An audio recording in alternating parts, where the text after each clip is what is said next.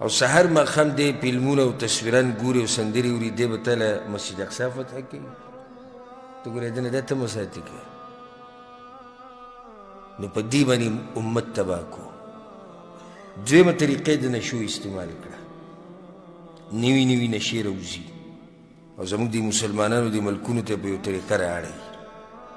اوس نوي نشې راویستې د هغې ته آیس وایي.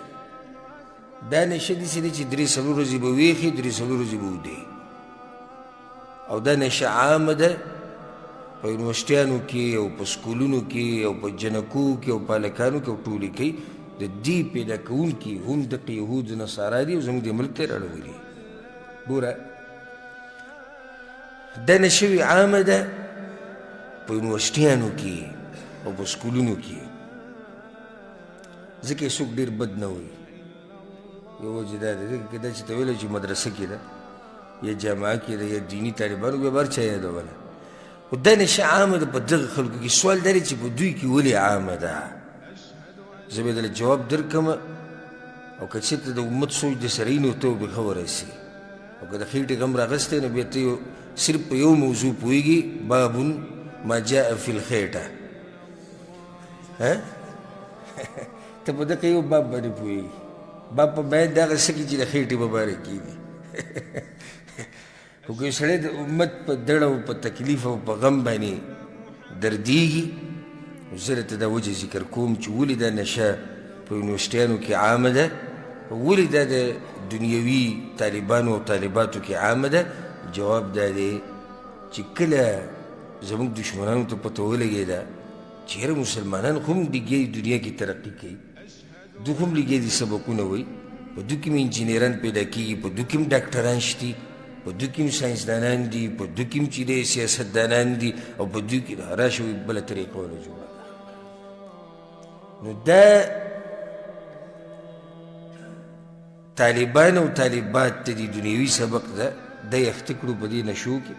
نو چې په دې نشي کې اخته شي هغه نه تاله ډاکټر جوړېږي، نه انجینیر ته جوړېږي، او نه ته ساینسدان جوړېږي، او نه د ملک ترقۍ دپاره به څه وکړي، او نه د قوم د ترقۍ دپاره به څه وکړي. ځکه چې هغه غریب 4 ورځې وده دی، 4 ورځې ویښ دی، 4 ورځې وده دی، 4 ورځې ویښ دی، دی به کوي تاله څه. او بیا دا نشه دې حد ته ورسي. ما ته یو ملګری لېږي وایي بعض حالات پکې داسې راغلي دي پاکستان کې راته لېږي او پېښور کې وایي موږ ته خبرې د یو کس په باره کې رپورټ موږ ته راغی چې دی 21 ورځې وده و.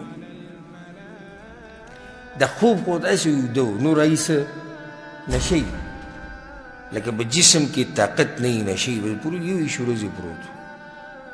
نو دا وګوره چې 21 ورځې یو سړی وده دی، په میاشت کې 9 ورځې دی ویښ دی.